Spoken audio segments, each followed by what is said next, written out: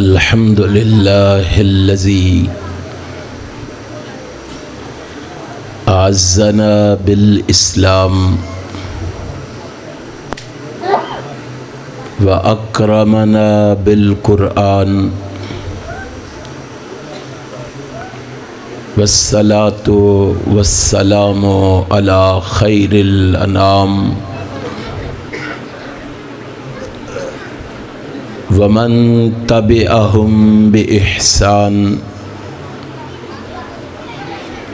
اما بعد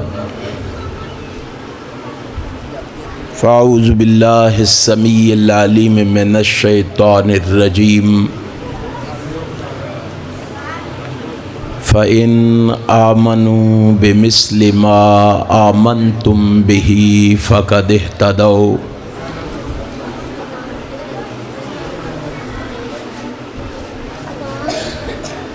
ہر قسم کی تعریف و ثنا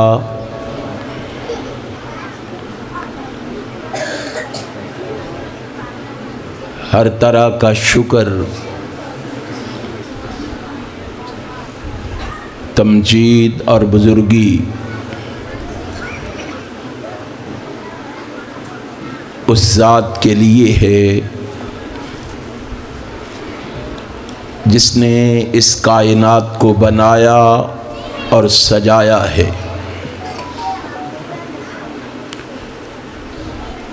جو ساری کائنات کا خالق، مالک، رازق اور قادر ہے،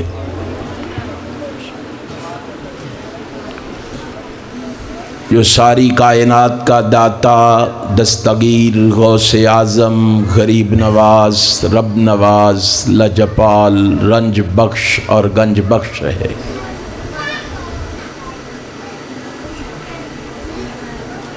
جو ساری کائنات کا حاجت روا، مشکل کشا، بگڑی بنانے والا، نفع نقصان کا مالک، پروردگار اور پالنہار ہے۔ نہ کوئی اس کا مشابہ ہے، نہ ہمسر نہ نظیر،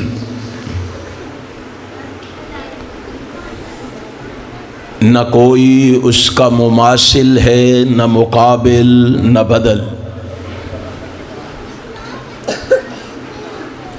وہ وحدہ لا شریک ہے، وہ سمیع بصیر ہے، وہ علیم بذات الصدور ہے، وہ فعال لما یرید ہے، اور وہ علی کل شیء قدیر ہے۔ اس رب العالمین کی مختصر حمد و ثنا کے بعد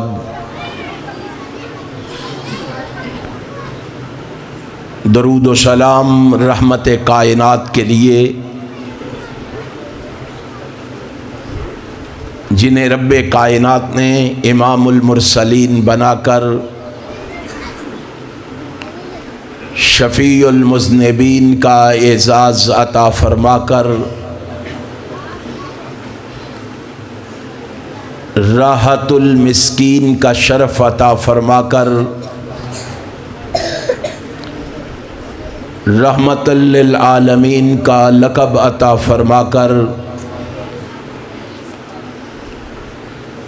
اور خاتم النبیین کا تاج پہنا کر اس کائنات میں مبعوث فرمایا ہے،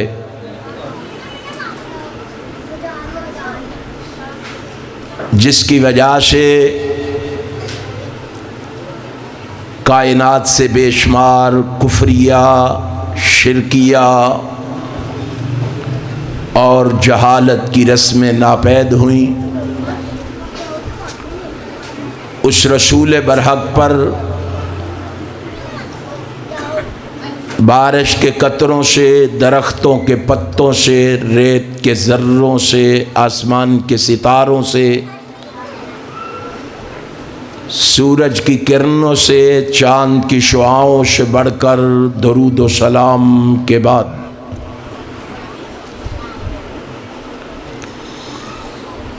صدر ذی وقار، انتہائی قابل صد احترام علماء کرام،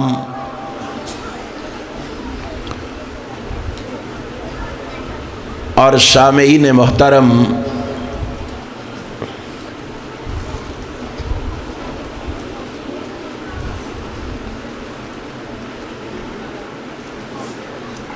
جس عنوان پر لب کشائی کا حکم فرمایا گیا ہے،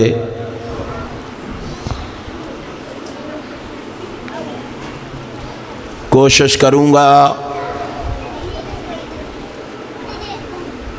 بڑے ہی اختصار کے ساتھ اور بڑے ہی پیار کے ساتھ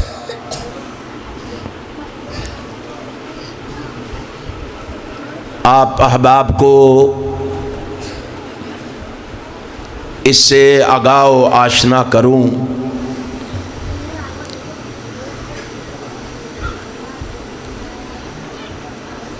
گزارش اتنی ہے کہ مکمل توجہ کے ساتھ، دل جمی کے ساتھ، ذوق اور شوق کے ساتھ، پورے انہماک کے ساتھ، مکمل توجہ کے ساتھ، پوری یکسوئی کے ساتھ آپ میری معروضات کو سماعت فرمانا۔ میں انشاءاللہ دلائل و براہین کی روشنی میں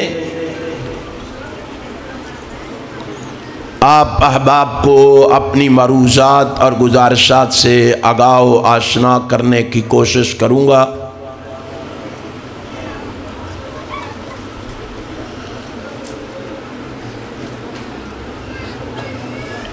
قرآن کریم کی ایک آیت کریمہ کا کچھ حصہ میں نے آپ کے سامنے پڑھا ہے۔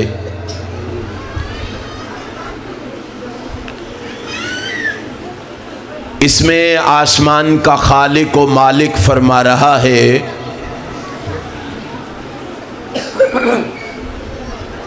کائنات کے بسنے والوں،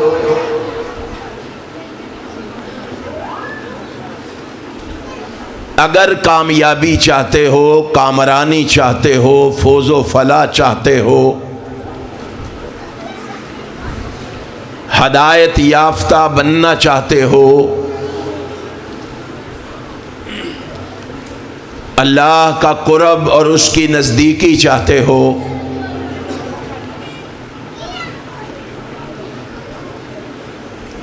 جنت کا حصول اور بہشت کا دخول چاہتے ہو،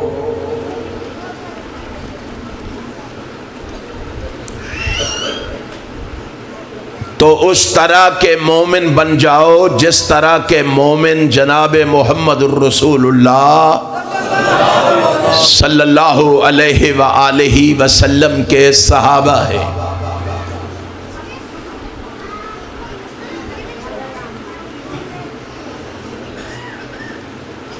یوں سمجھیے رب کائنات نے امام کائنات، فخر موجودات، نبی مکرم، رسول معظم، سرور عالم حضرت محمد الرسول اللہ صلی اللہ علیہ وسلم کے اصحاب کو، آپ کے جانثاروں کو، آپ کے وفاداروں کو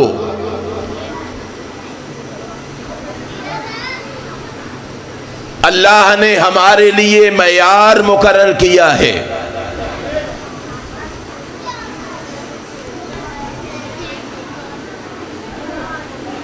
صحابہ اکرام رضوان اللہ علیہم اجمعین ہمارے لیے کسوٹی ہیں، ہمارے لیے رول ماڈل ہیں، نمونہ ہیں، آئیڈیل ہیں۔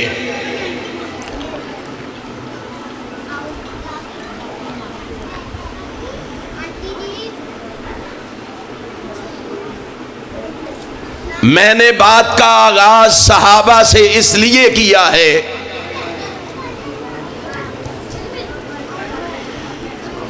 چونکہ بعض احباب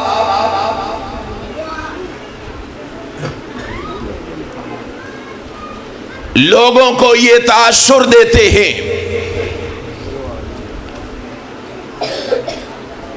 کہ صحابہ اکرام رضوان اللہ علیہم اجمعین اہل بیت کی شان، مقام، مرتبے، عظمت، فضیلت، رفعت، معرفت اور بلندی سے ناآشنا تھے۔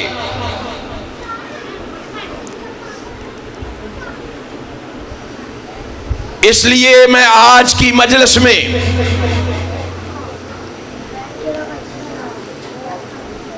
اہل بیت کے فضائل و مناقب،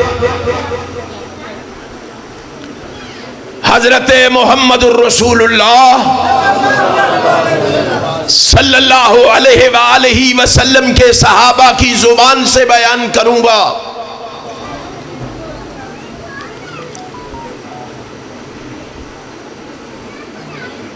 ہمارا عقیدہ یہ ہے، ہمارا مسلک یہ ہے، ہماری سوچ اور فکر یہ ہے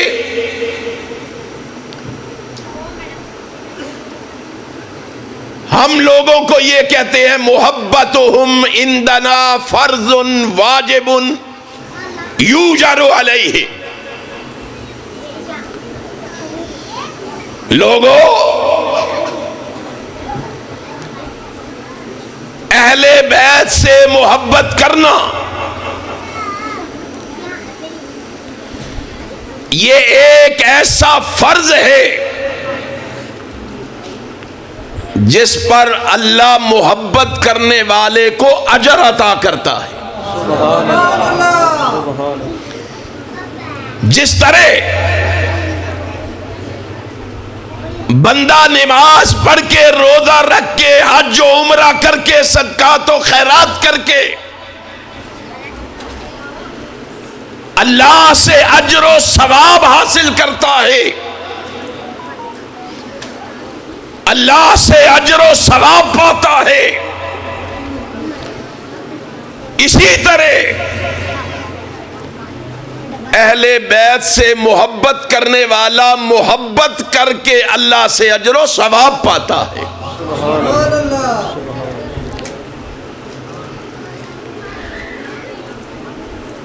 جس شخص کے سینے میں اہل بیت سے محبت نہیں ہے،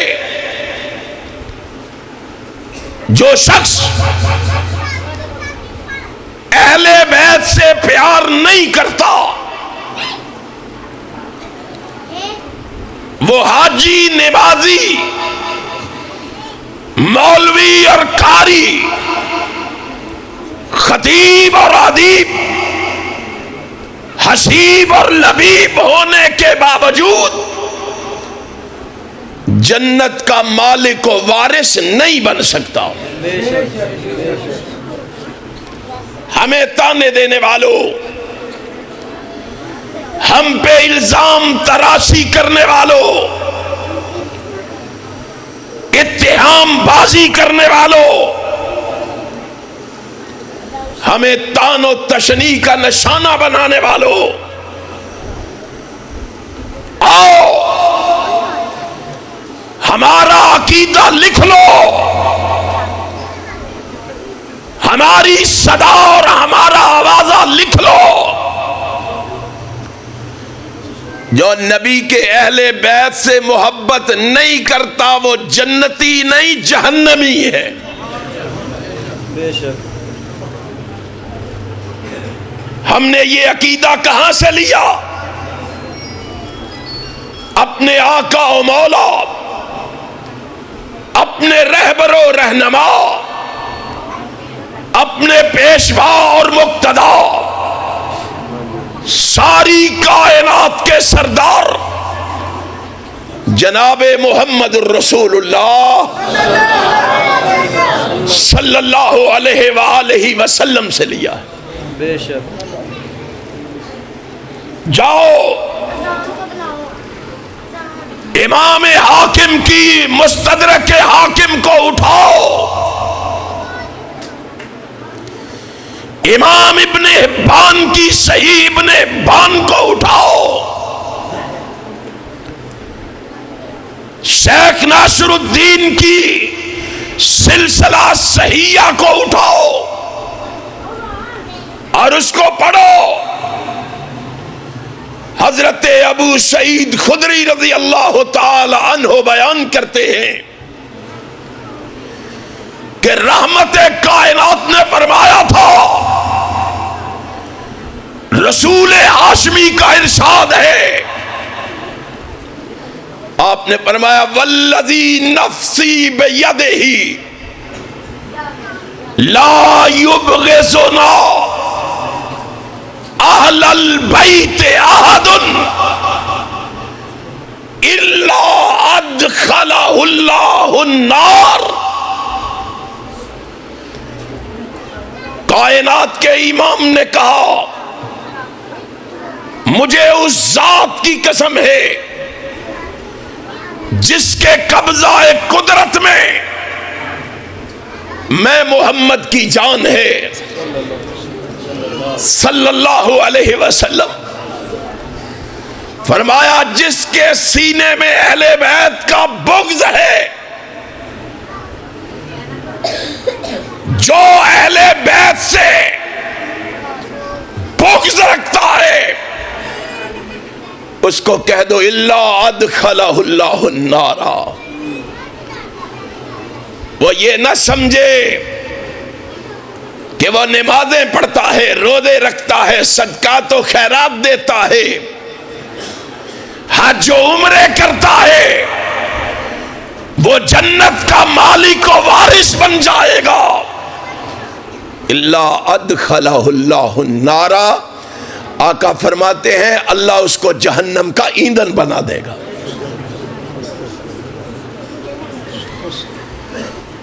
اب مجھے بتلاؤ،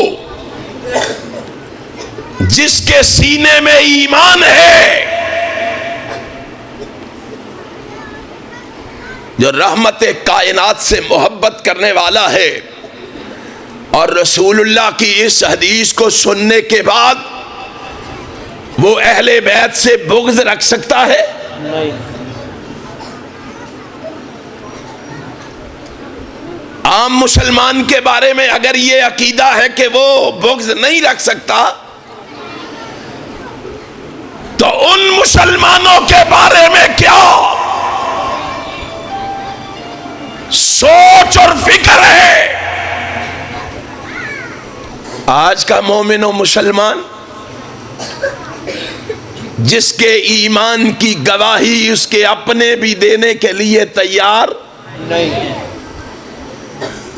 آج کا مومن و مسلمان جس کے ایمان کی گواہی اس کے یار بھی دینے کے لیے تیار، آج کا مومن و مسلمان اور جس کے ایمان کی گواہی اس کے سجن بھی دینے کے لیے تیار نہیں۔ آج کا مومن و مسلمان جس کے ایمان کی گواہی اس کے مقتدی بھی دینے کے لیے تیار، آج کا مومن و مسلمان اور جس کے ایمان کی گواہی اس کے پڑوسی نہیں، اور جس کے ایمان کی گواہی اس کے بھائی اس کا باپ بھی دینے کے لیے تیار نہیں ہے، وہ ظالم ان کے ایمان پہ تنقید کرتا ہے جن کے ایمان کی گواہی تقوی کی گواہی، طہارت کی گواہی، پاکیزگی کی گواہی، انابت کی گواہی، قناعت کی گواہی، عبادت کی گواہی، ریاضت کی گواہی، ذہانت کی گواہی، فطانت کی گواہی، امانت کی گواہی، دیانت کی گواہی، صداقت کی گواہی، عدالت کی گواہی، شرافت کی گواہی، سخاوت کی گواہی، محبت کی گواہی، الفت کی گواہی، استقامت کی گواہی، شہادت کی گواہی بھی دیتا ہے، یا عرش والا خدا دیتا ہے، یا مدینے والا مصطفیٰ دیتا ہے۔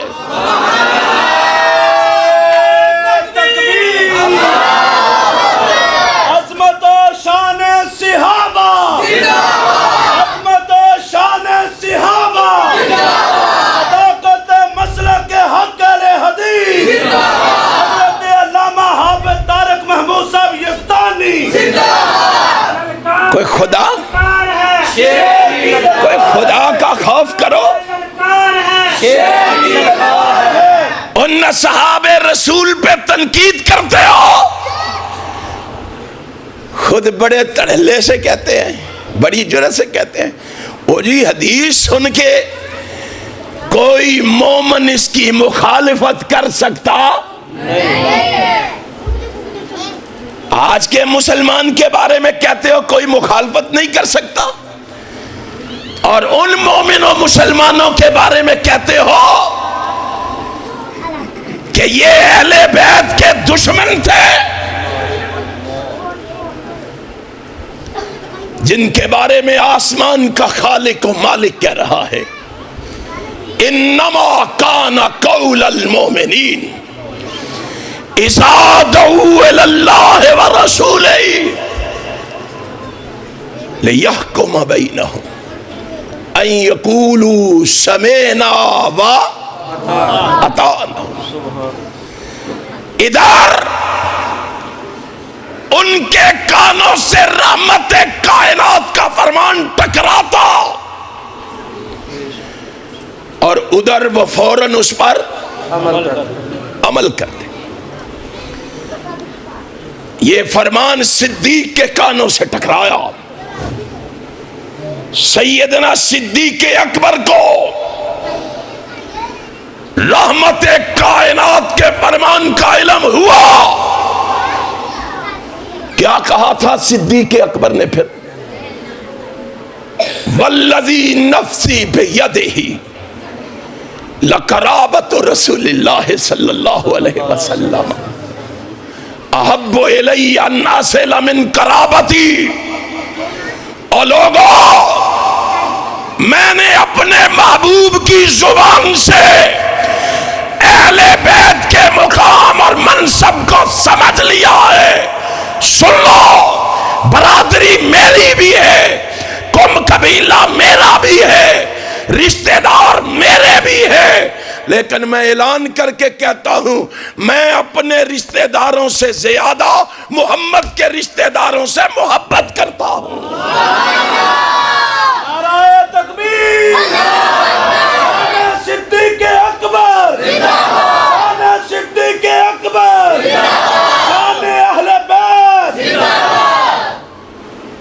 آج ان کے ایمان کے کیڑے نکالے جا رہے ہیں، اور ہم ٹس سے مس ہونے کے لیے تیار نہیں۔ ہم غفلت کی چادر اوڑے ہوئے، آرام کی نیند سوئے ہوئے ہیں۔ کیا دین، کیا اسلام تھا، کیا بنا دیا گیا ہے آج۔ اور یہیں پہ بس نہیں، رحمت کائنات کی زبان اقدس سے سننے کے بعد صدیق اکبر نے کہا، خطبہ ارشاد فرماتے ہوئے کہا، ارکبوا محمدن فی اہل بیتی۔ او لوگو، میں نے اپنی بات کی ہے، اب تمہیں کہہ رہا ہوں، اور نبی کے اہل بیت کا اور پیغمبر کے گھر والوں کا خیال رکھنا، اور نبی جناب محمد الرسول اللہ صلی اللہ علیہ وسلم کے گھر والوں کے خلاف ایک لفظ بھی زبان سے۔ آج ان کا نام لے کے اہل بیت کی محبت و عقیدت کا لبادہ اوڑھ کے ان کے ایمان کے کیڑے نکالے جاتے ہیں۔ اور یہ تو صدیق اکبر ہے. میں نے فاروق اعظم کو بھی دیکھا ہے رضی اللہ تعالی. سیدنا فاروق اعظم پڑھو ابن ہشام کو. سیدنا عمر ابن خطاب رضی اللہ تعالی عنہ اپنے ساتھیوں سمیت مدینہ طیبہ سے باہر کسی کام کے لیے جا رہے ہیں. سواری پہ سوار ہیں, سواری پہ سوار. چلتے چلتے اچانک فاروق اعظم نے سواری کو روکا. سواری روک کے خود بھی نیچے اتر گئے, ساتھی بھی سواریوں سے نیچے اتر گئے. لوگوں نے کہا امیر المومنین خیریت ہے, کیا ہوا؟ آپ سواری سے کیوں اترے ہیں؟ آپ نے سواری کو کیوں روکا ہے؟ ہائے عمر ابن خطاب, تیری عظمت کو سلام. تو نے رحماء بینہم کی کیا تصویر پیش کی ہے, کائنات کو کیا سبق اور کیا درس دیا ہے. ذرا سوچو, کیوں فاروق اعظم اتر گئے ہیں, کیوں سواری کو روک لیا ہے؟ ایک ساتھی نے آگے بڑھ کے کہا امیر المومنین کیا بات ہے؟ عمر ابن خطاب فرماتے ہیں وہ سامنے دیکھو, میں سواری سے اس لیے اترا ہوں, وہ سامنے سے نبی کے چچا عباس تشریف لا رہے تھے. میں ان اہل بیت کے احترام میں, نبی کے ان اہل بیت کے ادب میں نیچے اترا ہوں. ان کو کہتے ہو کہ ان کو ایک دوسرے سے محبت نہیں تھی, ایک دوسرے سے پیار نہیں تھا؟ کیا جناب عمر ابن خطاب کا کوئی مقام نہیں تھا؟ اور اس کے مقام کے کیا کہنے, اس کے بارے میں تو خود مدینے والے نے کہا تھا ان اللہ جعل الحق علی لسان عمر و قلبی. اور لوگوں, خطاب کا بیٹا عمر وہ ہے جس کو اللہ نے یہ اعزاز دیا ہے, اللہ نے اس کی زبان اور اس کے دل پہ حق کو جاری فرما دیا ہے. اس کا مقام کوئی کم تھا؟ اتنا بڑا مقام کہ ام المومنین سیدہ عائشہ صدیقہ طیبہ طاہرہ مطہرہ رضی اللہ تعالی عنہا فرماتی ہے, کہتی ہیں لوگوں کیا تمہیں بتاؤں, اللہ کی قسم جبریل قرآن آسمان سے لے کر میرے گھر میں میرے سرتاج جناب محمد کے قلب اطہر پہ آتا تھا, لیکن لوگوں قرآن آتا ہمارے گھر تھا, آتا رحمت کائنات کے قلب اطہر پہ تھا, لیکن عمر تیری عظمت پہ قربان جاؤں, آتا عمر ابن خطاب کی رائے سے تھا. کیا یہ کم مقام ہے؟ کیا یہ کم مرتبہ ہے؟ کیا یہ کم فضیلت ہے؟ اور یہیں پہ بس نہیں, یہیں پہ بس نہیں, اس کے مقام کے کیا کہنے کہ رحمت کائنات نے کہا تھا کہ اللہ نے عمر کو اتنا جری اور قوی بنایا ہے, دلیر اور بہادر بنایا ہے کہ ان الشیطان لیخاف منک یا عمر.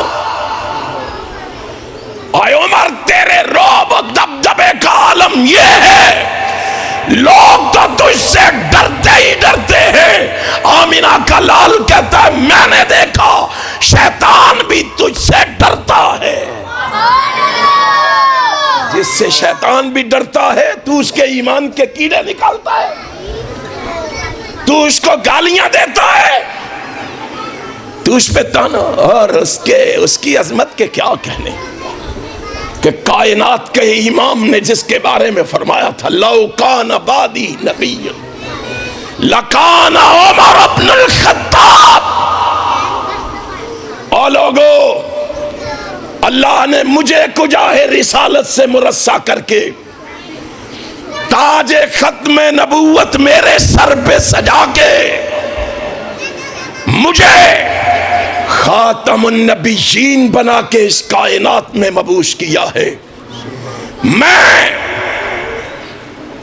نبوت کے دروازے کو مقفل کرایا ہوں، تالا لگایا ہوں، بند کرایا ہوں، لیکن لوگو میں محمد کا اعلان سن لو صلی اللہ علیہ وسلم، میرے بعد اس کائنات میں اگر کوئی نبی آنا ہوتا، کوئی رسول آنا ہوتا، کوئی پیغمبر آنا ہوتا، تو کائنات کے رب کی قسم ہے میرے بعد اللہ اگر کسی کے سر پہ تاج رسالت سجاتا تو وہ خطاب کے بیٹے عمر کے سر پہ سجاتا تھا۔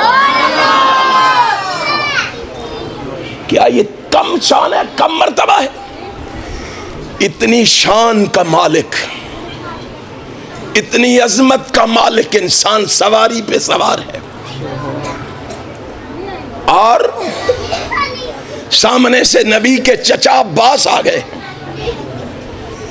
ادب و احترام کا عالم کیا ہے، کیا درس دیا ہے عمر ابن خطاب نے قوم کو، امت کو، لوگوں کو؟ لاؤ اس سے بڑی شان اور مقام دکھاؤ۔ اہل بیت کی اس سے بڑی شان اور کون بیان کر سکتا ہے؟ صحابہ سے بڑھ کے اور کون بیان کر سکتا ہے؟ آج ان کو گالیاں دی جا رہی ہیں اور شان اہل بیت بیان کی جا رہی ہے۔ سن لو، تمہیں کیا معلوم ہے؟ اب بات چل نکلی ہے تو پھر چلنے دو۔ جناب عمر ابن خطاب، اونچی کہو رضی اللہ تعالی، رضی اللہ تعالی۔ کہتے ہو اہل بیت سے ان کو محبت نہیں ہے؟ امام ذہبی کی اعلام النبلا اٹھاؤ، پڑھو اس کو۔ امام ذہبی نے اعلام النبلا میں لکھا ہے عمر ابن خطاب نے مسجد میں لوگوں کو جمع کیا۔ امیر المومنین خیریت ہے؟ فرمایا ہاں خیریت ہے۔ کیوں اتنے لوگوں کو یہاں جمع کر لیا؟ یہ جمع غفیر یہاں کس لیے جمع ہے؟ فرمایا ان کی فہرست بناؤ، میں عمر ان کو ماہانہ وظیفہ دیا کروں گا، ان کا ماہانہ وظیفہ مقرر کرنا چاہتا ہوں۔ قلم دعات لاؤ، کاغذ قلم لاؤ۔ لایا گیا، کاتب کو کہا لکھو، تحریر کرو، فہرست بناؤ۔ شان اہل بیت سمجھنا چاہتے ہو تو عمر ابن خطاب سے سمجھو۔ جناب عمر ابن خطاب نے کاتب سے کہا لکھو، فہرست بناؤ۔ اس نے لکھنا شروع کیا، عمر ابن خطاب نے کاتب کا ہاتھ پکڑ لیا۔ امیر المومنین کیا ہوا ہے؟ آپ نے خود ہی تو کہا ہے، خود ہی تو فرمایا ہے کہ میں لوگوں کے نام درج کروں، تو آپ میرا ہاتھ کیوں پکڑ لیا ہے؟ امیر المومنین عمر ابن خطاب فرماتے ہیں، اور لکھنے والے اگر فہرست بنانی ہے، نام لکھنا شروع کرنا ہے تو عام لوگوں سے نہیں، محمد کے اہل بیت سے شروع کرو، نبی کے اہل بیت سے شروع کرو۔ پہلے نبی کے اہل بیت کا نام لکھو، ان کے وظیفے لکھو، پھر بعد میں دوسروں کے لکھے جائیں گے. ان کو کہتے ہو ان کو پتہ ہی نہیں شان اہل بیت کا. خدا کا خوف کرو. عمر ابن خطاب نے نام لکھوانے شروع کیے, نبی کی ازواج کے نام لکھوائے, نبی کے نواسوں کے نام لکھوائے, حضرت علی کا نام لکھوایا, سب کے نام لکھوائے, پھر اہل بدر کے نام لکھوائے. کہا لکھو, لکھے. اب ان کے آگے وظیفہ لکھو, ان کے آگے وظیفہ لکھو. اہل بدر کے آگے لکھو لِكُلِّ وَاحِدٍ 5,000. امام ذہبی نے لکھا, کہا لکھو ان کے آگے لکھو 5,000 درہم ان کو وظیفہ دیا جائے گا.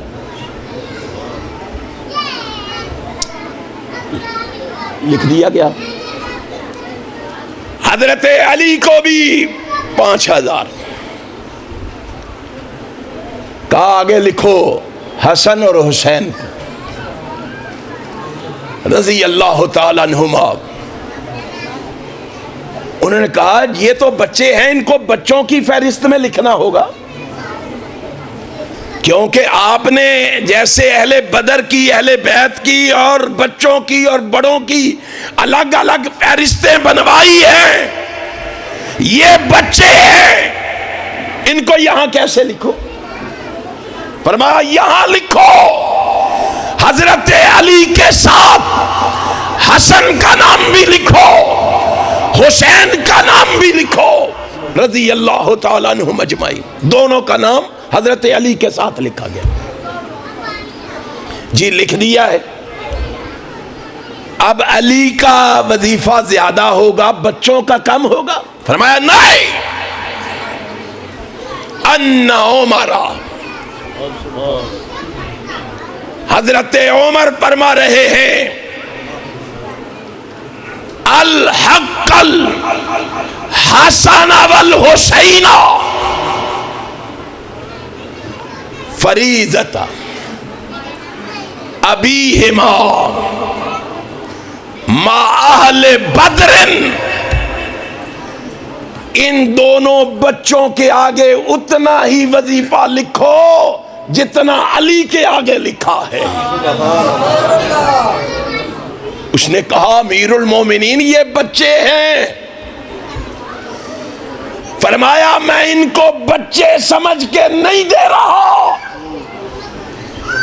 حسن اور حسین کو علی کے برابر وظیفہ بچے سمجھ کے نہیں دے رہا. امیر المومنین پھر ان کے برابر کیوں دے رہے ہیں؟ فرمایا لِقَرَابَتِهِمَا بِرَسُولِ اللَّهِ. ان کو علی کے برابر, بڑوں کے برابر اس لیے دے رہا ہوں کہ یہ نبی کے اہل بیت ہیں, یہ نبی کے اہل بیت ہیں. کیا ہم نے یاد کر رکھا ہے, کیا ہم نے پڑھ رکھا ہے؟ یہ وہ بنیادی باتیں تھی اہل حدیثوں جو تم نے لوگوں کو سمجھانی تھی. یہ وہ صداقت و سچائی کا پیغام تھا جو تم نے لوگوں تک پہنچانا تھا, اور تم کسی اور راستے پہ چل نکلے. تم نے کسی اور راستے کا انتخاب کر لیا. تم نے فضائل و مناقب پتہ نہیں کسے سمجھ لیا ہے. امیر المومنین عمر ابن خطاب رضی اللہ تعالیٰ عنہ فرماتے ہیں میں بچے سمجھ کے ان کو وظیفہ برابر نہیں دے رہا, محمد کے اہل بیت سمجھ کے دے رہا ہوں. اور علامہ زمخشری نے لکھا, پڑھو ذرا تمہیں پتا چلے. ایک دن بیٹا عبداللہ آ گیا, اس نے اعتراض کیا بابا میں میدان بدر میں نبی کائنات جناب محمد کے ساتھ موجود تھا صلی اللہ علیہ وسلم. میں اہل بدر میں سے ہوں. حسن حسین بدر میں موجود ہونا تو بڑی دور کی بات، معرکہ بدر کے وقت وہ دنیا میں بھی نہیں آئے تھے، ابھی پیدا بھی نہیں. معرکہ بدر 2 ہجری کو ہوا ہے اور حسن 3 ہجری کو پیدا ہوئے، حسین 4 ہجری کو پیدا ہوئے. بیٹے عبداللہ ابن عمر نے اپنے باپ سے اعتراض کرتے ہوئے کہا تھا، پڑھو ابن حجر اسقلانی کو پڑھو، اللہ صحابہ کھول کے سامنے رکھو، تمہیں معلوم ہو، تمہیں علم ہو، تمہیں خبر ہو اہل بیت کا مقام، مرتبہ، عظمت، فضیلت، رفعت، معرفت اور بلندی کیا ہے. امام کائنات حضرت محمد الرسول اللہ صلی اللہ علیہ وسلم کے صحابی عبداللہ ابن عمر نے اعتراض کیا.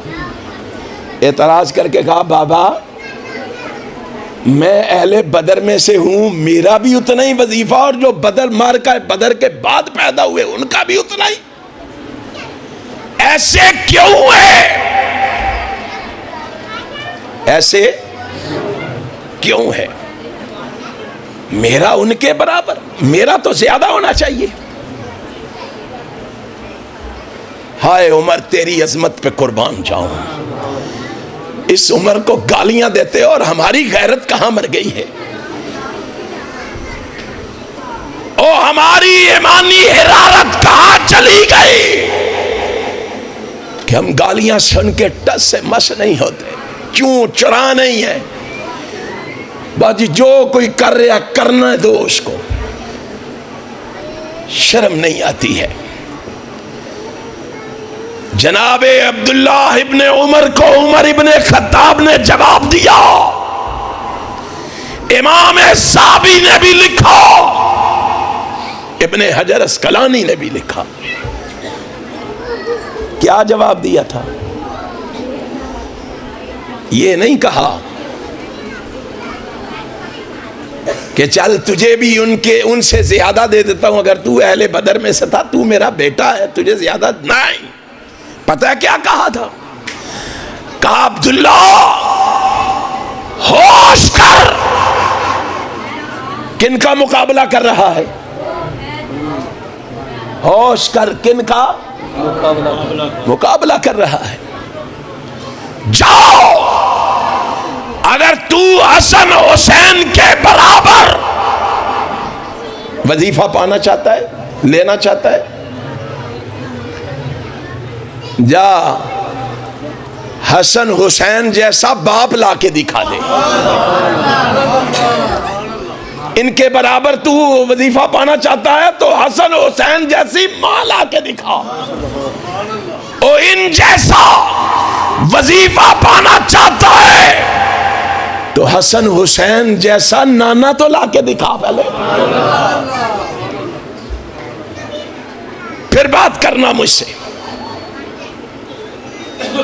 پھر میں دیکھوں گا تجھے کتنا وظیفہ دینا ہے، ان سے کم ہے یا زیادہ دینا ہے. شرم نہیں آتی اس عمر ابن خطاب پہ تنقید کرتے ہوئے، اس عمر ابن خطاب کو گالیاں دیتے ہوئے حیا نہیں آتا؟ یہیں پہ بس نہیں، اور آگے چلیے ذرا. اللہ صحابہ پڑھیے. موضوع اور من گھڑت باتوں کو پلے باندھ کے اعتراضات کرنے والوں، خدا کے لیے ذرا اینک لگا کے ان صحیح روایات کو پڑھ کے بھی دیکھ لو. اور یہ روایت جو میں پیش کرنے لگا ہوں نا، مزیدار بات یہ ہے اس کے راوی بھی خود حضرت حسین ہیں رضی اللہ تعالی عنہ، صحیح سند کے ساتھ. حضرت عمر ابن خطاب رضی اللہ تعالی عنہ منبر پہ کھڑے ہیں، خطبہ دے رہے ہیں، واز کر رہے ہیں، درس دے رہے ہیں. اتنی دیر میں حضرت حسین تشریف لے آئے. حضرت حسین منبر کے پاس کھڑے ہو کے حضرت عمر سے کہتے ہیں، عمر یہ منبر تو میرے نانا محمد کا ہے. ہائے، عمر ابن خطاب نے سنا، پیار و محبت سے نیچے اترے، حضرت حسین کو سینے سے لگایا. قرآن ایسے ہی دعائیں نہیں دے رہا، محمد الرسول اللہ والذین معہ اشداء علی الکفار رحماء بینہم. ان کے عملوں کو دیکھ کے، ان کی حرکتوں کو دیکھ کے اللہ آسمان سے قرآن بنا کے محمد کے قلب اطہر پہ نازل فرما رہا. امام کائنات حضرت محمد الرسول اللہ صلی اللہ علیہ وسلم کے نواسے نے بات کی. عمر ابن خطاب نے نیچے اتر کے سینے سے لگایا، فرمایا بیٹا میں جانتا ہوں آج یہ جو اللہ نے ہمیں عزت دے رکھی ہے، اللہ کے بعد اگر اس میں کسی کا حصہ ہے تو وہ محمد الرسول اللہ کے گھرانے کا ہے. آپ ہی کی وجہ سے ہمیں یہ مقام و مرتبہ ملا ہے. ہم تو بکریوں کے چرواہے تھے، ہمیں تو بکریاں چروانا بھی نہیں آتی تھی. ہم تو اپنے باپ سے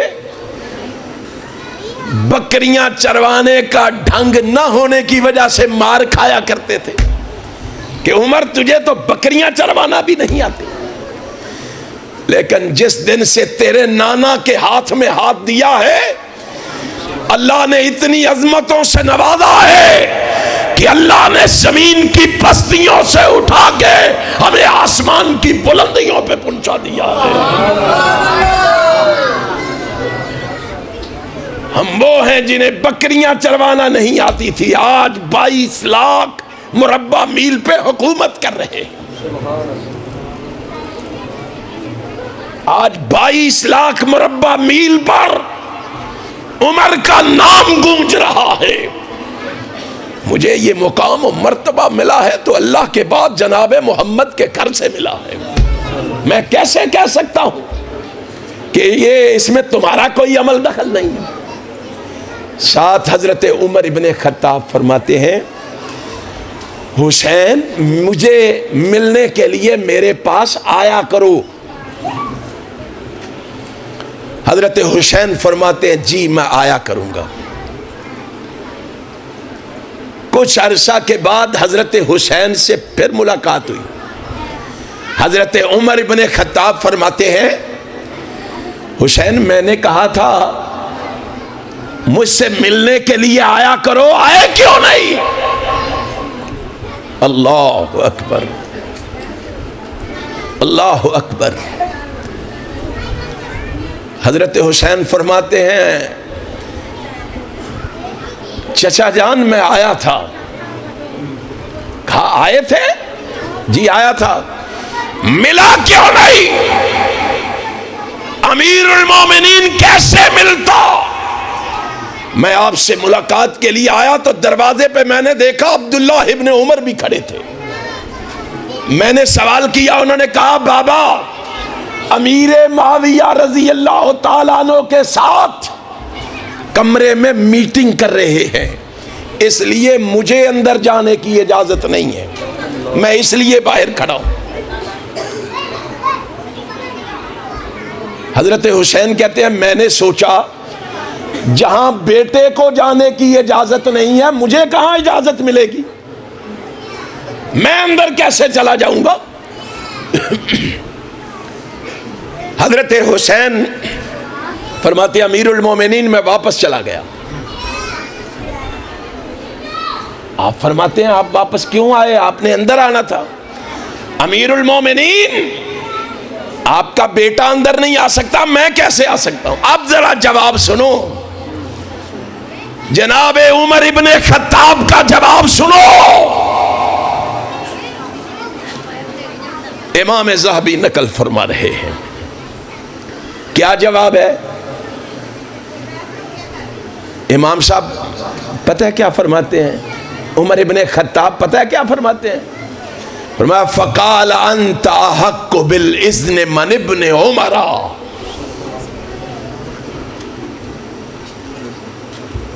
او حسین تجھے کیا ہو گیا ہے؟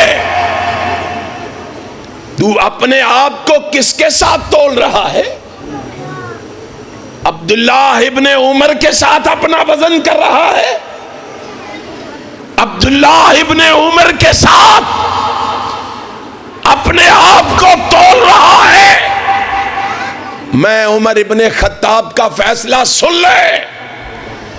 جی امیر المومنین کیا ہے؟ فرمایا فقال انت حق بالاذن من ابن عمر. او حسین میرا بیٹا عبداللہ ابن عمر جب بھی آئے گا اجازت لے کے آئے گا. محمد کا بیٹا حسین جب بھی آئے گا بغیر اجازت کے آئے گا.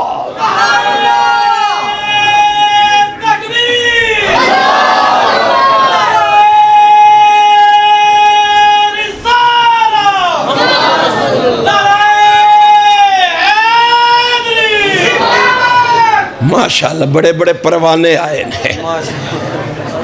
اللہ ان کی محبت قبول فرما کے ان کو صحیح معنوں میں محمد کا پیروکار بنا دے.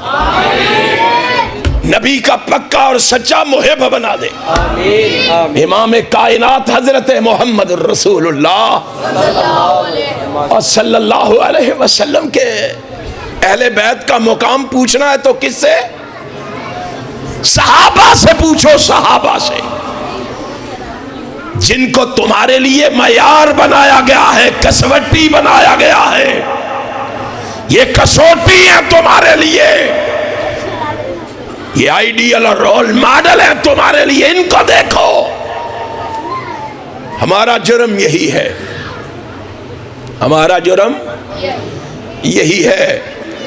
ہم نے رول ماڈل سمجھا ہے تو محمد کے صحابہ کو سمجھا ہے, کیونکہ قرآن نے ہمیں یہی حکم دیا فَإِنْ آمَنُوا بِمِثْلِ مَا آمَنْتُمْ بِهِ فَقَدْ اهْتَدَوْا. اور میں اسی لیے کہتا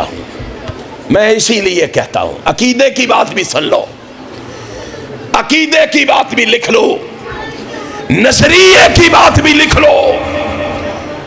ہم صحابہ سے محبت کرتے ہیں, ہم صحابہ سے محبت کرتے ہیں, اہل حدیث صحابہ سے محبت کرتے ہیں. ہمیں صحابہ سے محبت ہے, لیکن ہم سے سوال کرو, تمہیں ہماری عقیدت و ارادت کا پتہ چلے, تمہیں ہماری شیفدگی اور فریفتگی کا پتہ چلے, تمہیں ہماری محبت و الفت کا پتہ چلے.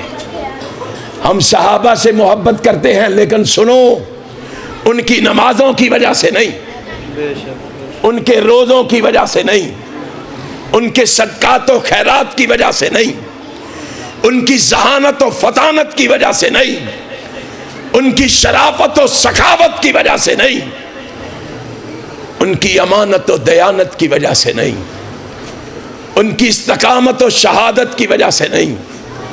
ہم ان سے محبت کرتے ہیں تو اللہ کی قسم کھا کے کہتا ہوں من احبہم فبحبی احبہم.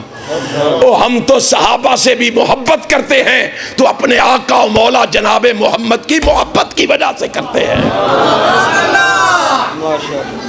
ہمارے آقا صحابہ سے محبت کرتے تھے, ہمارے پیغمبر صحابہ سے محبت کرتے تھے. ہم تو محبت بھی کرتے ہیں تو رسول اللہ کی محبت کی وجہ, پھر بھی ہمیں تانے دیتے ہو, اور یہ گستاخ, انہوں نے پتہ ہی نہیں رسول اللہ دے مقام دا, انہوں نے علم ہی نہیں.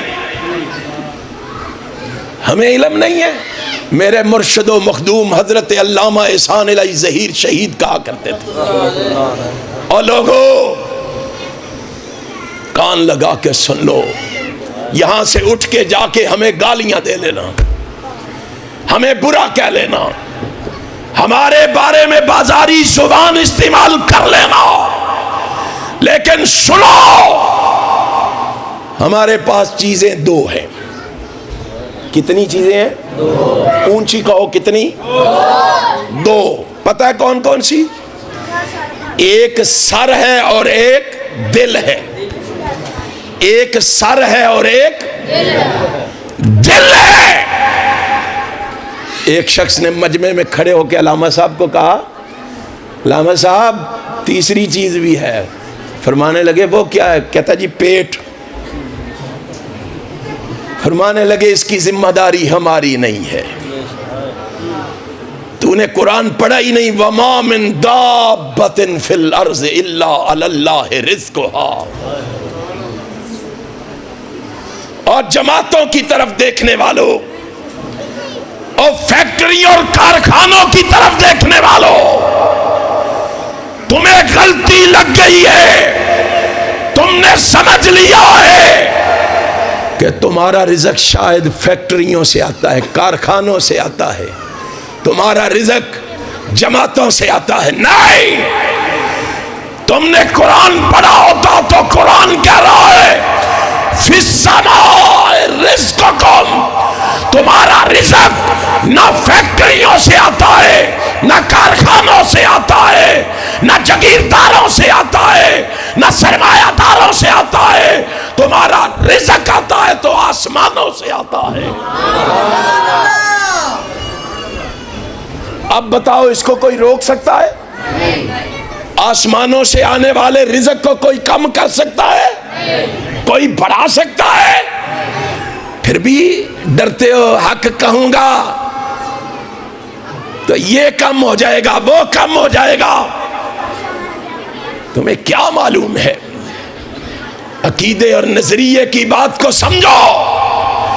میرے مرشد و مخدوم نے کہا، اس نے کہا اس کی ہمیں فکر، اس کی ہمیں فکر نہیں ہے۔ دو چیزیں ہیں، ایک دل ہے اور ایک سر ہے۔ اور دنیا والوں باہر نکل کے جو جی چاہے کہہ لینا، لیکن اتنی بات سن لو، وہابیوں نے سر عرش والے کو دے دیا ہے، دل مدینے والے کو دے دیا ہے۔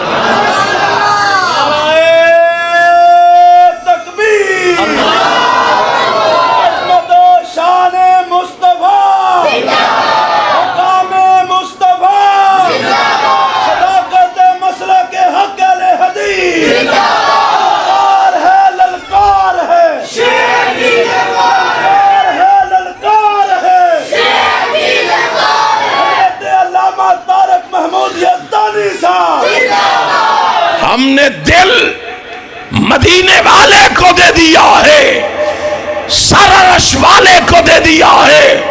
سن لو، اب ہمارے سر کو کاٹا تو جا سکتا ہے، رب کے علاوہ کسی اور کے سامنے جھکایا، اور ہمارے دل میں محمد کے علاوہ کسی کو بسایا نہیں جا سکتا۔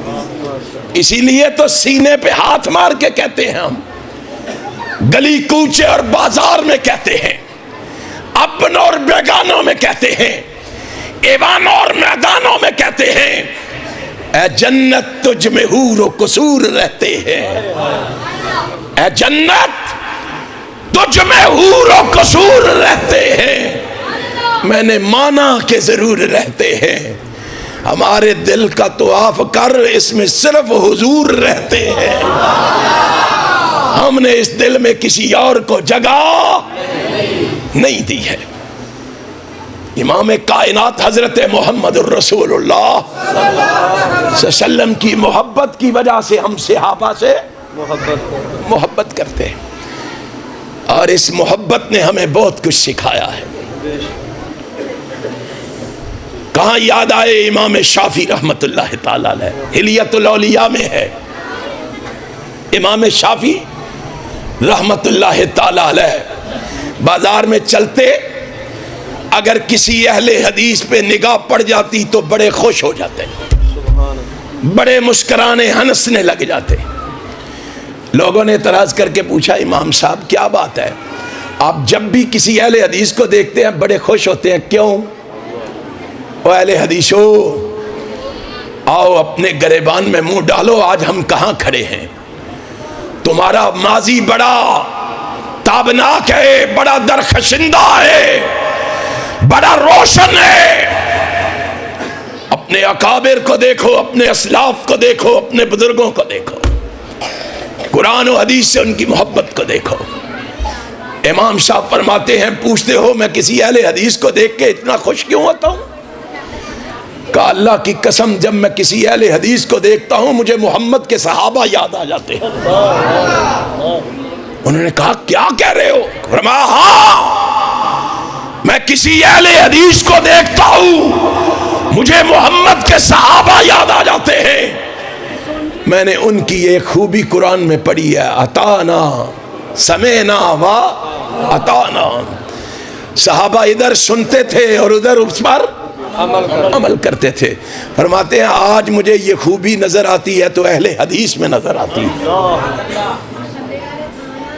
تجھے اپنے مقام کا پتہ نہیں، اپنے مرتبے کا پتہ نہیں، اپنی شان کا پتہ نہیں، تو کس راستے پہ چل نکلا ہے؟ اہل بیت کی عظمت کو سمجھنا ہے تو صحابہ سے سوال کرو، تمہیں بتائیں۔ امام ذہبی نے لکھا مسجد نبوی ہے، لوگ جمع ہیں، امیر المومنین عمر ابن خطاب لوگوں میں سوٹ تقسیم کر رہے ہیں، کپڑے تقسیم کر رہے ہیں۔ دیتے دیتے تقسیم کرتے کرتے کپڑے، سامنے حسن حسین آ گئے رضی اللہ تعالی، نبی کے نواسے آنکھوں کے سامنے آ گئے۔ کپڑے تقسیم کر رہے تھے، ہاتھ رک گیا۔ امیر المومنین نبی کے نواسے آئے ہیں تو رک گئے ہو، کیوں نہیں دیتے ان کو کپڑے؟ امیر المومنین عمر ابن خطاب ایک نظر کپڑے پہ ڈالتے ہیں اور ایک نظر حسین کے چہرے پہ ڈالتے ہیں۔ ایک نظر کپڑوں پہ ڈالتے ہیں، ایک نظر حسن کے چہرے پہ ڈالتے ہیں۔ دیتے کیوں نہیں ہو کپڑے؟ ہائے ہائے ہائے، امیر المومنین فرماتے ہیں یہ کپڑے نبی کے ان دونوں نواسوں کی شایان شان ہی نہیں ہے۔ قاصد کو بلاؤ، قاصد کو بلایا، جلدی چلو، یمن کی طرف روانہ ہو جاؤ، وہاں سے ان دونوں بچوں کے لیے بہترین سوٹ خرید کے لاؤ۔ وہ گیا، وہاں سے لے کے آئے، پھر مسجد نبوی میں کٹ ہوا، لوگوں کو جمع کیا گیا، لوگوں کو بلایا گیا، لوگوں کو اکٹھا کیا گیا۔ سوٹ دیکھا، خوبصورت سوٹ دیکھ کر حسن حسین کو بلایا گیا۔ وہ خوبصورت سوٹ دونوں شہزادوں کو پہنایا گیا، پہنوایا گیا۔ انہوں نے سوٹ پہنا، اتنے حسین و جمیل نظر آنے لگے، خوبصورت نظر آنے لگے۔ حضرت عمر دیکھ کے کہتے ہیں اللہ کی قسم عمر کا سینہ ٹھنڈا ہو گیا ہے۔ خوبصورت لباس ان خوبصورت چہروں پر، اس خوبصورت جسم پر دیکھ کر عمر کا سینہ، شرم نہیں آتی ان کو؟ کہتے ہو یہ عداوت رکھتے تھے، یہ ان سے محبت نہیں کرتے تھے، یہ ان کا احترام نہیں کرتے تھے۔ باتیں بہت ہیں۔ صحابہ کرام رضوان اللہ علیہ مجمعین نے کس طرح اہل بیت کی عظمت و فضیلت کو بیان کیا ہے، شان و عظمت کو بیان کیا ہے، قرآن و حدیث بھرے پڑے ہیں۔ آئیے اپنے اپنے دوست و احباب کو اس سچی اور سچی دعوت کو لوگوں تک پہنچائیے، لوگوں کو سنائیے۔ انشاءاللہ انشاءاللہ وہ دن آنے والا ہے جب پاکستان کی فضاؤں میں پرچم لہرائے گا، جناب محمد الرسول اللہ کی صحابہ کی عظمت کا لہرائے گا۔ اس دن کو قریب تر کرنے کے لیے تمہیں میدان عمل میں قدم رکھنا ہوگا، اور علامہ ظہیر کی اس سوچ کو لے کر حشام الہی ظہیر کے ساتھ میدان عمل میں نکلنا ہوگا. انشاءاللہ وہ دن ضرور آئے گا، ضرور آئے گا، ضرور آئے گا. پاکستان کی فضاؤں میں پرچم لہرائے گا، یا رب کی توحید کا لہرائے گا، یا محمد کی ختم نبوت کا لہرائے گا، یا عظمت صحابہ کا لہرائے گا. اس کے لیے میدان عمل میں آنے کے لیے تیار ہو، شام الہی کا ساتھ دینے کے لیے تیار ہو انشاءاللہ. اسی سوچ کو لیے ہوئے آگے بڑھتے چلو.